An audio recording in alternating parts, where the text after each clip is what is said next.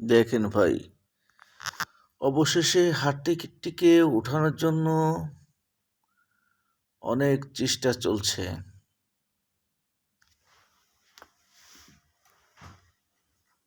এখানে জনগণে খুব চেষ্টা করছে, সাথে প্রশাসনের লোক পাশে আছে, ফায়ার সার্ভিসের লোক আছে, কিন্তু অনেক দেরি হয়েছে আর কি। তারপরও সবাই সংবাদ পেয়ে আসছে, এখন উঠানোর কার্যক্রম চলতেছে। একটা শিকল দিয়ে দেখা যাচ্ছে যে শিকল দিয়ে বাঁধতেছে। এই শিকল কি টিকবে কি না, হাতিটার তো অনেক ওজন। আল্লাহর রহমত করলে টিকেও যেতে পারে, আল্লাহর রহমতের উপর তো কিছু নাই, দেখা যাক কি করে।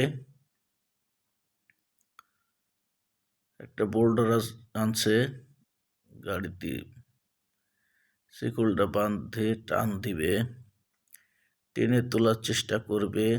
আল্লাহর অশেষ মেহেরবানি, হয়তো ইনশাল্লাহ উঠে যাবে। সবাই আমরা আল্লাহর কাছে ফরিয়াদ জানাই, ইনশাল্লাহ হয়তো উঠে যাবে, হয়তো উঠে যাবে ইনশাল্লাহ।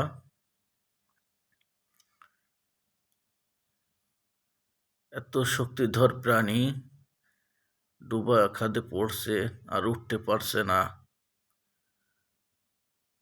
একটা মানুষের শক্তির চেয়েও কত গুণ শক্তি বেশি একটা হাতির গায়ে।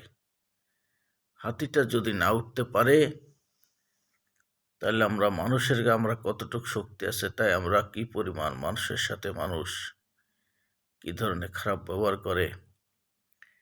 এই হাতিটার দুর্বলতা এখন দেখেও মানুষের অনেক শিক্ষণীয় বিষয় আছে, যতই শক্তিশালী হোক না কেন। এত জনগণ দেখছেন, এই জনগণ প্রত্যেক সারা বাংলাদেশের জনগণের শিক্ষা নেওয়া উচিত।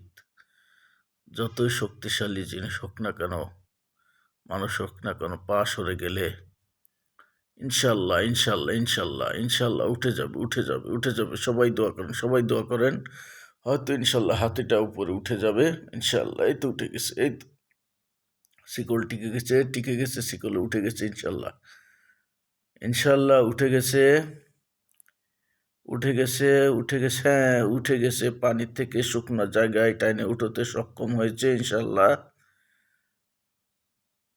আমরা সবাই দেখি এবং যার যার বিবেক অনুযায়ী নিজেকে সংযত করার চেষ্টা করি।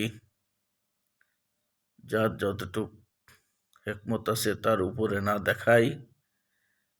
হাতিটি এত শক্তিশালী হওয়ার পরেও হাতিটি পড়ে যাওয়ার পরে উঠতে পারে নাই, আর আমরা তো আরো শক্তিশালী কম মানুষ, হাতির মতো নিশ্চয়ই শক্তি নাই আমাদের। সে যদি পা সরিয়ে উঠতে না পারে, তাহলে আমরা কি করব? জনগণ দেখতেছে, দেখেন কি পরিমাণ জনগণ জমা হয়েছে এক জায়গায়।